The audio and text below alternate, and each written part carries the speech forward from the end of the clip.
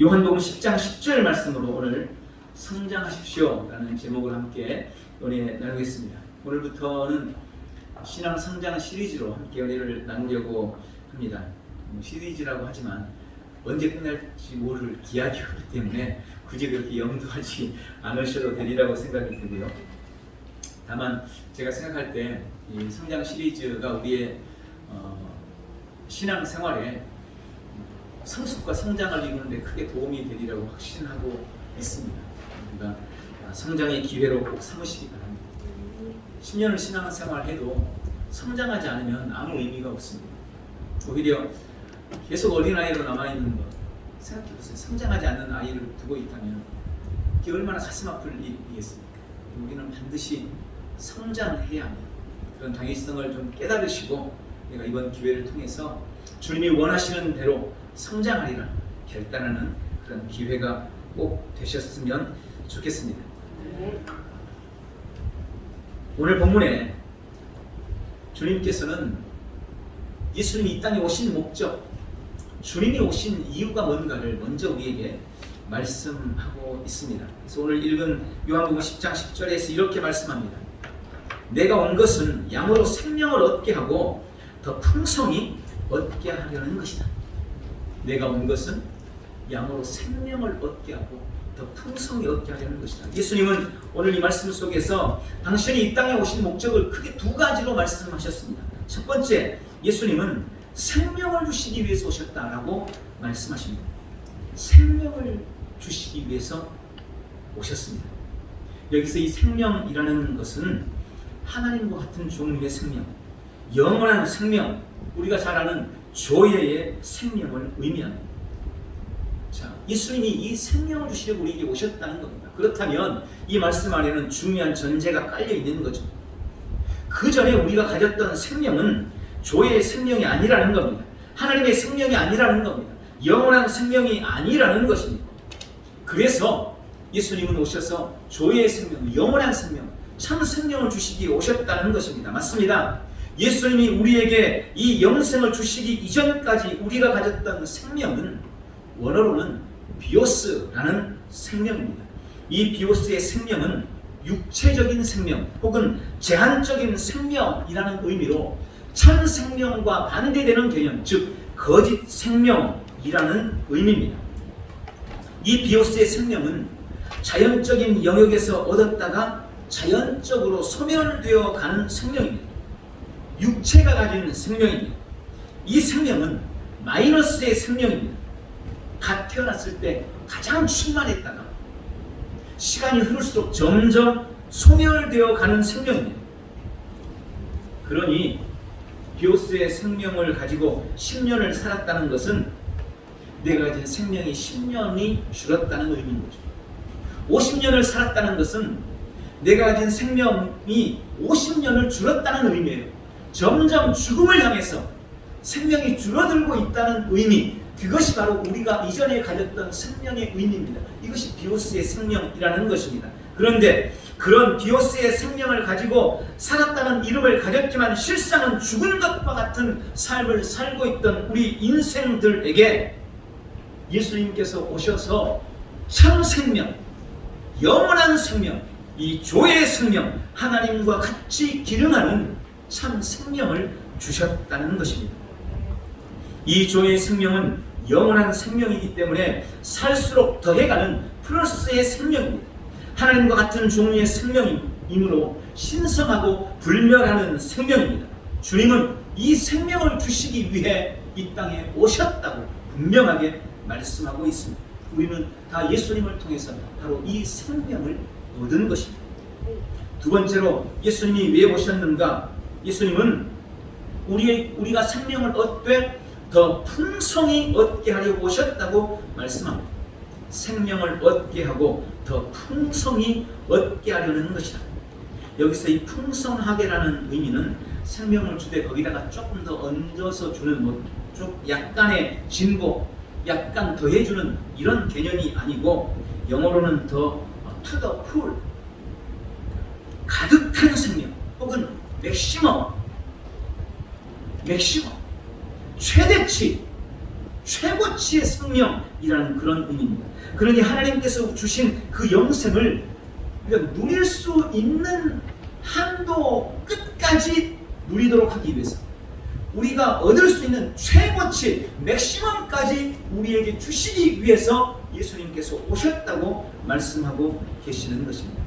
여러분, 하나님이 예수 그리스도를 통해서 우리에게 주시는 은혜는 한계가 없습니다. 끝이 없는 것, 끝까지 최대치까지 하나님이 가진 그 생명과 동일한 그 은혜와 은총을 최대치까지 주님은 주시기를 원하고 계시는 것입니다.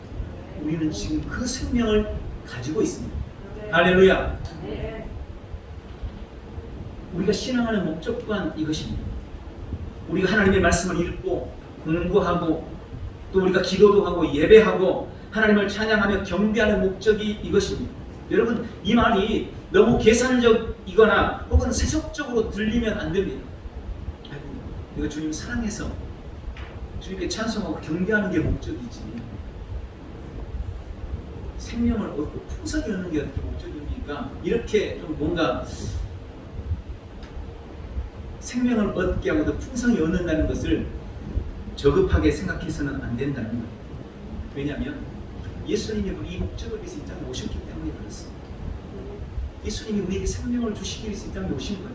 그리고 그 생명을 우리가 최대치로 누릴 수 있는 한도 끝까지 누리도록 하기 위해서 주님이 오셨다는 것입니다.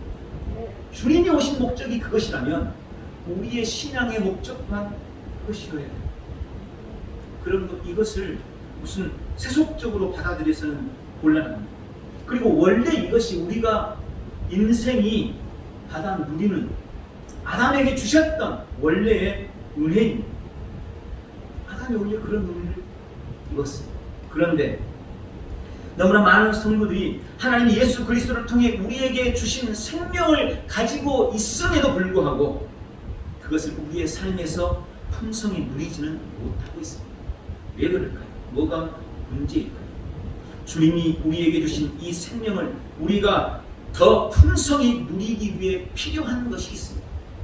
그것이 바로 성장. 그러므로 우리는 두 번째로 성장해야 합니다. 성장하시기 바랍니다. 어떤 분은 예수님을 믿은 지 수십 년, 3, 40년, 아니 어떤 분은 5, 60년이 되신 분도 계실 거예요. 또 어떤 분들은 이제 1, 2년이 된 분도 있을 것입니다. 그러면 그렇게 믿어온 세월만큼 여러분은 성장하셨습니까? 다 아멘 할 수 있으면 좋겠지만 안타깝게도 신앙의 연수가 신앙 성장과 비례하지는 않는 것 같습니다. 오랫동안 교회에 다니고 설교는 많이 들어서 지식은 많이 쌓여 있는 것 같은데 여전히 어린 아이와 같은, 그래서 성장하지 못한 성도들이 너무나 많이 있습니다. 문제는 그분들은 자신이 성장하지 않았다는 것을 잘 모르고 있습니다. 왜냐하면 많이 알고 목사님 설교 들어보면 목사님 또 설교에 다음이 뻔히 다 나와. 이 지식은 많은, 또 교회에서 열심히 봉사도 하는 거, 헌신도 하고, 그러니까 자신들은 성장해 있다고 생각을 하는 겁니다. 여러분, 아이들한테 너 얼마나 컸어? 이렇게 물어보면 아이가 어릴수록 그렇게 생각해요. 아유, 난 다 컸어요. 내가 언제나 어린이인 줄 아세요? 난 벌써 중학생인데 키는 벌써 엄마보다 더 커요? 자기가 큰 줄 알아요. 그런데 좀 큰 애들, 고등학생은 좀 그렇고 청년들, 대학생 이상 되는 청년들한테 너 많이 큰 것 같아 이러면 아이들 그때는 그렇게 말하죠. 아유, 아직 클라가 한참 모르는 것 같아요. 성장할수록 오히려 자신들이 성장하지 못했다고 생각하는 것 같아요. 어쩌면 그게 맞는 것일 수도 있습니다. 근데 많은 사람들이 스스로 성장했다고 생각하는 거죠. 아직 덜 컸기 때문에 그렇다는 것입니다. 그럼 여러분, 성장이라는 것이 무엇일까요? 성장이라는 단어를 제가 국어사전에 찾아봤더니 자라서 커진다, 자라서 성숙해진다, 이렇게만 되어 있더라고요. 여러분, 자라가는 게 성장하는 것입니다. 점점 커가는 것이 성장입니다. 다른 표현을 쓰면 끊임없이 변화되어 가는 것이 성장인 것입니다. 성도에게 있어서 성장이란 주님 안에서의 긍정적인 변화를 말하는 것입니다. 주님은 우리가 끊임없이 변화하되 긍정적으로 변화되어 가기를 원하십니다. 이전의 모습, 혼과 육체로만 기능하며 살던 우리가 이제 영 안에서 태어났으므로 영적으로 자라가기를, 영적으로 성장해 가기를 원하고 계시는 것입니다. 영의 영향력이 커지고 영적인 능력이 점점 커져가는 것이 성도의 성장입니다. 어린애들도요, 어릴 때는 그저 본능이 시킨 대로만 반응하죠. 자기를 통제를 잘 못해요. 그래서 몸이 속에 먹어가지고 배설이 되고 싶으면 몸이 배설하고 싶으면 자동으로 그냥 떠나가 나와버려요. 이걸 어떻게 방법이 없어요. 그러니까 아이들은 기저귀를 채워놔야 돼요. 안 그러면 아무데나 막 싸니까. 이게 성장하지 못했다는 거예요. 그런데 조금 성장해 가면요, 이제 몸에서 반응이 오면 자기가 몸을 통제를 하는 거예요. 몸을 통제를 해요. 생각이, 마음이, 혼이 자기 육체를 다스리기 시작하는 겁니다. 여러분, 이게 성장한다는 의미예요. 더 클수록 마음으로, 내 혼으로 내 육체를 통제하고 다스려 가는 것입니다. 이것이 일반적인 성장의 어떤 개념이기도 해요. 성장할수록 몸으로 기능하지 않고 혼, 생각으로 기능하면서 몸을 다스리는 것입니다.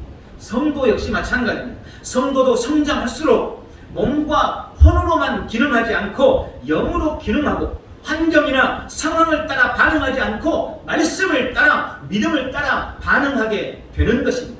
영으로 몸과 혼을 통제하고 다스리는 것, 믿음으로 환경과 상황을 통제하고 다스리는 것, 여러분, 그것이 바로 성도의 성장인 것입니다. 여러분, 몸으로 기능합니까? 혼으로 기능합니까? 아니면 영으로 기능하고 계십니까? 여러분은 보는 대로, 환경대로, 상황대로 반응을 보이고 선택하고 결정합니까? 아니면 믿음을 따라, 말씀을 따라 환경과 상황을 보고 믿음을 따라 선택하고 믿음을 따라 반응하고 계십니까? 성장이란 영으로 몸과 혼을 통제하고 다스리고 반응하는 것입니다. 성장이란 믿음으로, 말씀으로 환경과 상황을 다스리고 통제하고 반응하는 것입니다. 그게 성장입니다. 왜 성장해야 합니까? 많은 사람들이 예수님을 믿고 거듭난 것에 대해서는 당연히 여기고 동의하고 영혼의 구원에 대해서는 확신도 가지고 있지만, 그런데 실제 삶의 모습 속에서, 현실의 삶에서는 주님이 이루신 구원의 은혜와 은총을 잘 누리지를 못합니다. 가장 큰 이유는 앞에서 말씀드린 것처럼 영으로 태어나긴 태어났는데 그 영이 여전히 어린아이 수준에 머물러 있기 때문인 거예요. 여러분, 부잣집에서 태어나서 많은 것을 가지고 있지만, 외아들로 태어났지만 어린 아이 때는 자신을 위해 준비해 놓은 그 어떤 것도 온전히 누릴 수가 없습니다. 어린 아이지만 자기 이름으로 된 통장에 수억 원이 들어있어요. 그런데 젖이나 먹고 있을 때는, 이유식이나 먹고 있을 때는 그걸로 할 수 있는 게 아무것도 없어요. 그걸로 뭐 맛있는 걸 사 먹겠어요?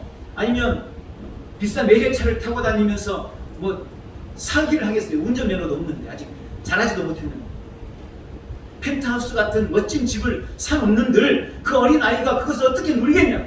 아이일 때는, 성장하지 못했을 때는 아무리 많은 것이 자기에게 주어져도 그것을 누릴 수 있는 게 한계가 되어져 있는 것입니다.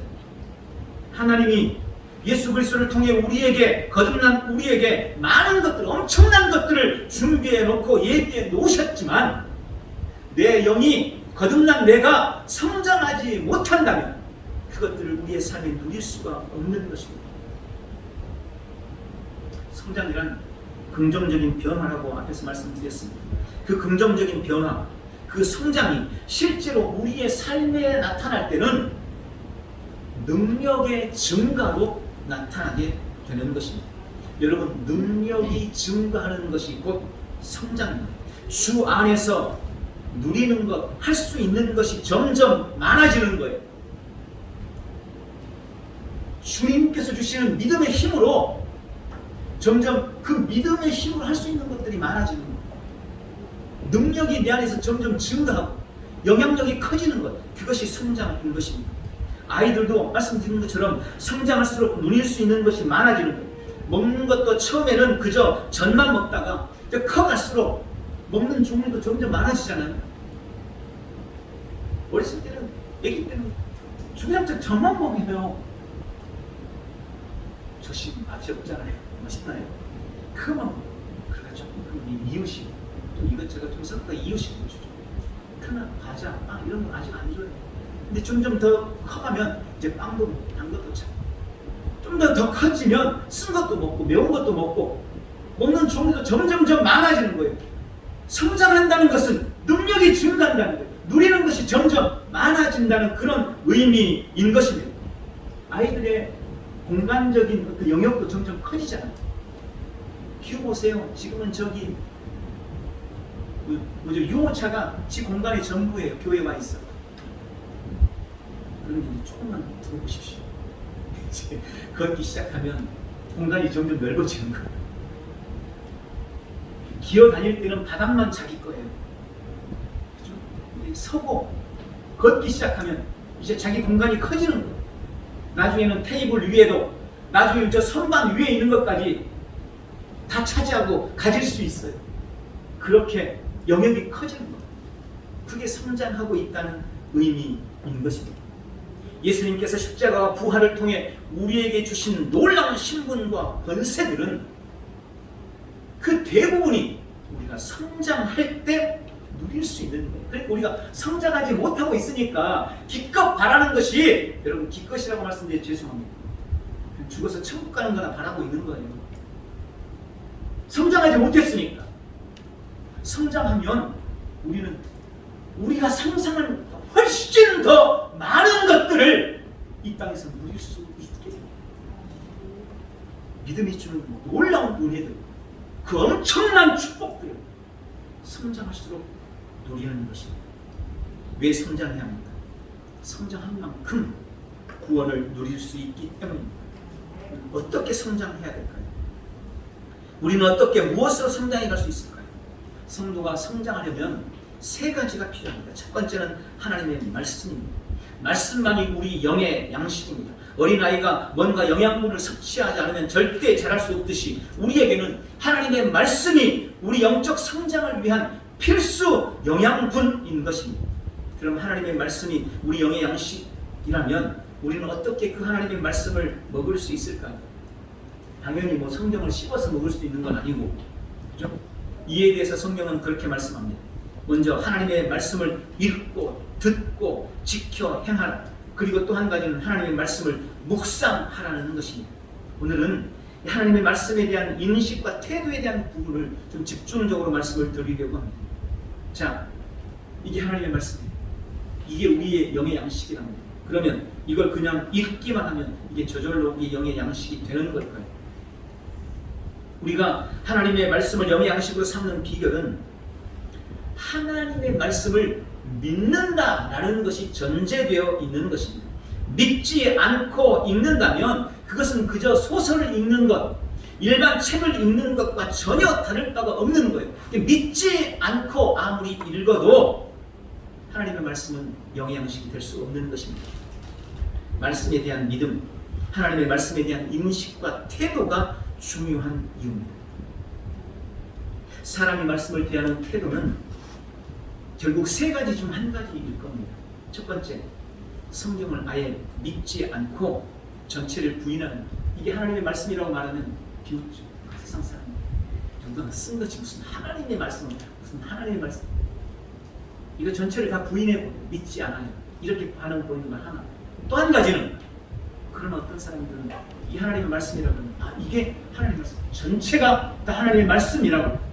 창세기 1장 1절 태초에 하나님이 천지를 창조하시니라 부터 요한계시록 22장 21절 뭐죠? 네. 주 예수의 은혜가 모든 이에게 모든 자에게 있을지어다. 아멘. 요한계시록 22장 21절, 창세기 1장, 요한계시록 21장 22장 21절까지 모든 말씀이 다 하나님의 말씀입니다 라고 믿는 거예요. 두 번째. 세 번째는 이 말씀이 하나님의 말씀이긴 한데 중간중간 말씀이 아닌 게 있다는 거죠. 어떤 것은 내가 하나님의 말씀이라고 믿지만 어떤 것은 하나님의 말씀이라고 믿지 못하는 이 셋 중에 결국 하나인 거예요. 여러분은 어떻습니까? 여러분은 이 성경에 대해서 어떻게 생각하십니까? 1번입니까? 2번입니까? 3번입니까? 물론 우리는 다 2번이요! 이렇게 아닙니까? 그렇게 생각하실 거예요. 그런데 안타깝게요. 2번이라고 생각하고 있는 사람들 중에서도 3번인 경우가 너무 많다는 게 문제예요. 예를 들어 어떤 사람은 식을 가지고 이렇게 생각해요. 성경이 쓰여지기 시작한 게 무려 지금부터 3,500년 전에 성경이 기록되기 시작했다는데 그래서 1,600년이라는 긴 시간 동안 성경이 기록됐다는 거예요. 아니 목사님 생각해 보세요. 지금부터 3,500년 전이면 우리나라로 치면 도대체 언제입니까? 그때 주신 말씀이 지금 우리의 삶과 적용이 된다는 게 이게 말이 다 됩니까? 이렇게 생각하는 사람이 있어요. 그래서 그냥 못 받아들일 건 아니라고 생각하고 좀 현실에 맞는 것들만 취해서 그것만 믿는 사람이 있는 겁니다. 또 어떤 사람은 이스라엘 백성들이 홍해를 갈랐다고 하는데 역사적으로 따져보니까 그게 홍해를 진짜로 갈른 게 아니고 당시에 홍해가 얕았기 때문에 그냥 건넌 거 아닙니까? 이렇게 뭔가 좀 과학적인 접근을 해가지고 하는 사람들이 종종 있어요. 또 예수님의 동정녀 탄생에 대해서는 아니 남자 없이 이건 생리학적으로 생물학적으로 과학적으로 불가능한 거고 그냥 그것은 상징적으로 그렇게 말씀한 것 뿐이지 아니 어떻게 얘기를 낳는데 남자 없이 성령에 의해서 얘기가 난다는 게 그게 말이 돼? 이렇게 믿는 사람. 어떤 사람은 오병이어를 가지고 말할 때 물고기 2마리 보리떡 5개로 5,000명을 먹이고 12광기가 남았다. 이걸 아주 합리적으로 해석을 하는 사람이 있어요. 아니 어떤 어린아이 하나가 예수님 앞에 자기 도시락을 내놓는 것을 보고 어른들이 참 어린아이도 예수님께 도시락을 내놓는데 우리는 뭐야 이러면서 자기들이 다 숨겨왔던 도시락 다 이렇게 내놓다 보니까 그게 이렇게 먹고도 남아서 12광주리를 거둔 거지 무슨 그 작은 게 그 많은 사람을 먹였냐 이렇게 합리화해서 생각하거나 혹은 어떤 상징화시켜서 생각을 하는 거예요. 그렇게 믿는 사람들이 얼마나 많은지 몰라요. 그리고 그렇게 믿는 사람들은 실제로 자기들이 더 잘 믿고 있다고 생각해요. 그냥 액면 그대로 처음부터까지 다 믿는 사람들보다 그렇게 합리적이고 과학적인 사고를 가지고 믿는 것이 훨씬 더 잘 믿고 있는 것으로 착각하고 있다는 거예요. 그럼 우리는 그렇게 말할 수 있어요. 아유 목사님 그런 사람들이야 자유주의 신앙, 신신앙, 잘못된 사상을 받아들이기 때문에 그런 거죠. 저는 그렇지 않습니다. 이렇게 생각할 수 있겠죠. 그러면 제가 지금 좀 과장하고 극단적인 예를 들어서 그렇지 실제로 우리나라 많은 사람들의 신앙, 우리의 신앙 속에서 이런 일들이 너무나 많이 일어나고 있습니다. 하나님의 말씀과 신앙, 또 우리의 현실 사이에서 갈등하면서 하나님의 말씀을 액면 그대로 믿지 못하는 일이 얼마나 많은지 몰라요. 예를 들어서 하나님은 믿음으로 말미암아 나를 의롭다고 말씀하셨습니다. 그런데 정작 나는 내 마음속에 있는 품은 욕망을 알고 있거든. 내가 어제도 지은 죄를 내가 알고 있거든. 그러니까 주님은 나한테 너는 의로와 라고 말씀하시는데 나는 그렇게 생각 안 해요. 아니요, 하나님은 어떻게 말씀하시든 나는 죄인이죠. 내가 얼마나 죄가 많은데. 네, 하나님이 의인이라고 하는데 나는 그걸 믿지 않습니다. 또 주님은 나는 임마누엘이야. 네가 어디로 가든 나는 너와 늘 함께 라고 말씀하시는데 우리는 생각하기를 알고 목사님 하나님 무슨 말씀을 교회에 와서 예배드리고 기도할 때 그때는 하나님이 계시지 평소에는 하나님이 어디 가겠어요 하면서 하나님을 인식 자체를 많이 없는 것처럼 그렇게 살아가는 거예요. 하나님은 내가 모든 것이 합력하여 선을 이룰 거야. 그러니 걱정하지 마, 두려워하지 마, 도리어 감사해 라고 말씀하시는데 아니 무슨 말씀이에요? 지금 힘들어 죽겠는데 감사가 나와야 감사를 하죠. 하나님도 내 입장에 내보세요. 감사할 수 있나? 여러분 그렇게 생각하고 있다는 거예요. 결국 믿지를 않는데 말씀을 읽은들 그것이 무슨 양식이 되겠냐는 것입니다. 우리의 신앙의 성패는 내가 얼마나 하나님의 말씀에 대해서 철저하게 신뢰하는가. 주님이 나라고 하는 것을 나는 철저하게 믿어야 됩니다. 여러분, 하나님의 말씀, 전능하신 주님의 말씀, 주님은 이 말씀으로 천지와 모든 만물을 창조하셨습니다. 내가 틀리면 틀렸지 하나님은 틀리지 않는 분이세요. 현실이 틀리면 틀렸지 하나님은 절대 틀리지 않는 분이세요. 그분이 말씀하시는 게 맞는 겁니다.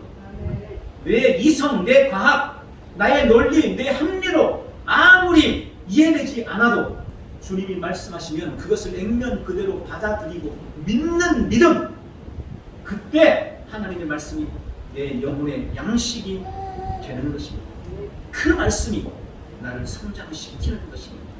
그런 하나님의 말씀을 내 인생의 최고의 가치에 철저하게 믿으시기 바랍니다. 두 번째는 기도입니다. 기도가 우리를 성장시킵니다. 말씀의 양식이라면 기도는 호흡이고 영적인 운동입니다. 잘 먹어야 크지만 운동도 잘해야 건강히 자랄 수가 있는 것. 저는 이 영적인 성장과 관련 두 가지 기도를 말씀드립니다. 첫 번째가 고백 기도입니다. 우리의 기도의 패턴, 기도의 패러다임이 바뀌어야 된다는 것을 지금 계속해서 말씀드리고 있습니다. 구약의 믿음의 사람들은 아직 이루어지지 않는 것, 하나님이 약속을 했지만 아직 성취되지 않는 것을 믿음으로 바라보면서 그것을 구했습니다. 혼과 육으로만 그들은 살았어요. 그러면서 영적인 하나님의 은혜를 구했습니다. 그래서 그들은 하나님을 감동시키기 위해서 애써야 했고 힘써서 부르짖어서 없는 것을 구해야만 했습니다. 그것이 구약의 기도의 방식입니다. 그런데 지금 우리는 그들과 달라요.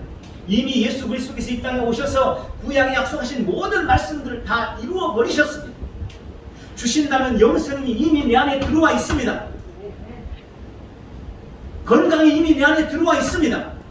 번영과 축복이 내 안에 들어와 있습니다. 예수 그리스도와 함께 온갖 지혜와 지식의 모든 보화들이 이미 내 안에 들어와 있는 것입니다. 나는 모든 면에서 이미 구원을 받아버렸습니다.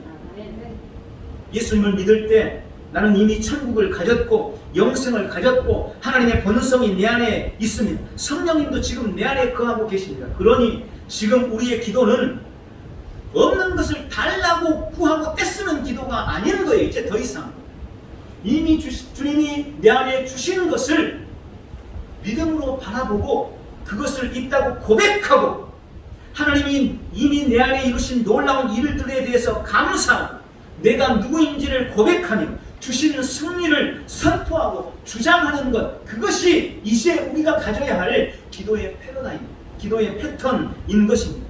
내 안에 권세가 회복되었음을 알고 하나님께 뭔가 해달라고 기도하는 것이 아니라 하나님이 나에게 주신 권세를 가지고 명령하고 선언하고 선포함으로 환경과 상황을 바꾸어 가는 것이 이제 우리의 기도여야 한다는 것입니다. 여러분, 그게 고백 기도인 거예요.